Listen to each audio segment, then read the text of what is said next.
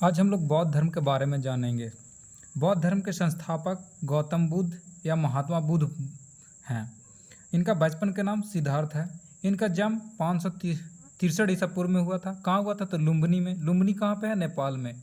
इनका पिता का नाम सुधोधन था, जो कि एक क्षत्रिय थे और जो कि एक शाक्य गण के राजा थे। इनका माता का नाम महामाया था, जो कोलिय वंश की थी, जिनका 7 दिन के अंदर ही इनका मृत्यु हो गया था। जन्म से, जैसे गौतम बुद्ध जन्म लिए उसके 7 दिन के अंदर ही इनका मृत्यु हो गया। तो उनकी जो मौसी थी गौतमी, उसने उनका लालन पोषण किया। ये इनका सौतेली माँ भी थी। पत्नी इनकी यशोधरा थी।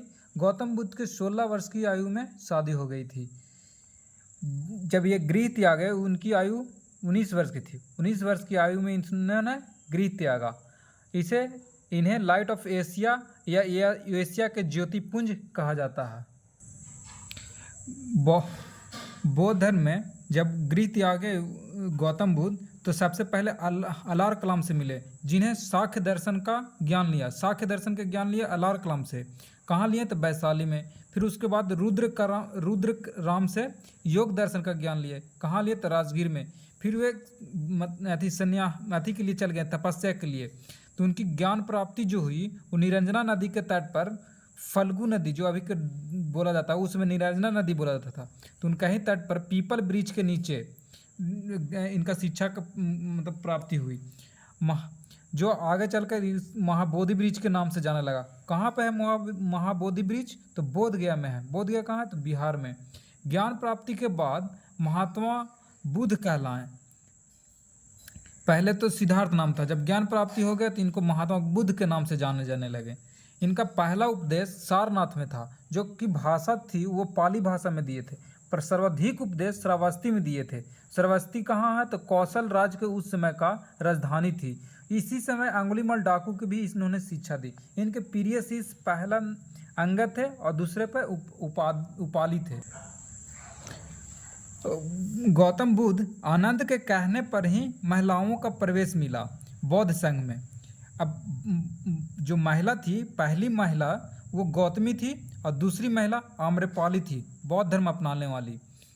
अब पुरुष की बात की जाए तो तपयु थे और मल्ली थे।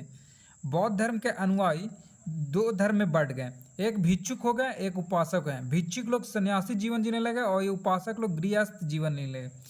इन्होंने 3 दर्शन दिया था, अनेश्वरवाद का, शून्यवाद का और क्षणिकवाद का। अनेश्वरवाद में इन्होंने बोला कि ईश्वर नहीं है, ईश्वर का नहीं है, और इन्होंने ईश्वर का अस्तित्व को नहीं माना। इन्होंने शून्यवाद में कोई भी व्यक्ति सर्वोपरि नहीं है, न कि वह सर्वशक्तिमान है, ये शून्यवाद की बात बोले। क्षणिकवाद में बोले कि संसार की सभी वस्तुएं कुछ ही समय के लिए है, इनका विनाश निश्चित है, अर्थात ये सभी वस्तुएं क्षणिक है।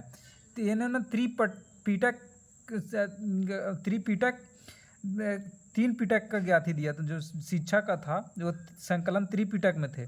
विनय पिटक, सुत पिटक और अभिधम पिटक।